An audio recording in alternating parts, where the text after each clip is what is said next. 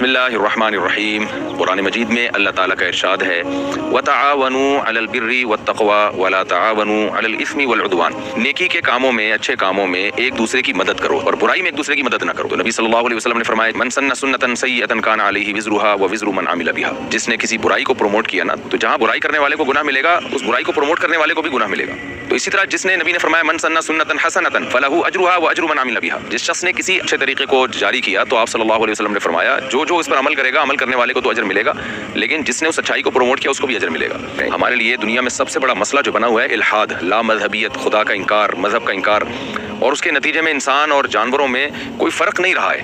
یعنی جو ہمارا خاندانی نظام جس سیکولرزم کے تحت تباہ و برباد ہو رہا ہے، جو لوگ بھی اس فیملی سسٹم کو بچانے کی کوشش کر رہے ہیں، اور ظاہر ہے وہ مذہب کے بغیر بچانا ممکن نہیں ہے، کیونکہ وہ فیملی سسٹم اللہ کی طرف سے ایک گفٹ ہے۔ تو جب تک آپ کی ڈکشنری میں اللہ نہیں ہوگا، تو اس وقت تک آپ کی سوسائٹی میں اور آپ کی زندگی میں اللہ نہیں ہوگا، اس وقت تک آپ کی زندگی میں خاندان نہیں ہوگا، فیملی نہیں ہوگی۔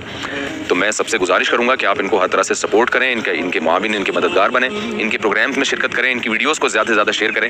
انشاءاللہ یہ چیز آپ کے لیے قیامت کے دن خیر اور برکت کا ذریعہ بنے گی، اور صرف قیامت میں نہیں بلکہ انشاءاللہ یہ چیز آپ کے لیے دنیا میں بھی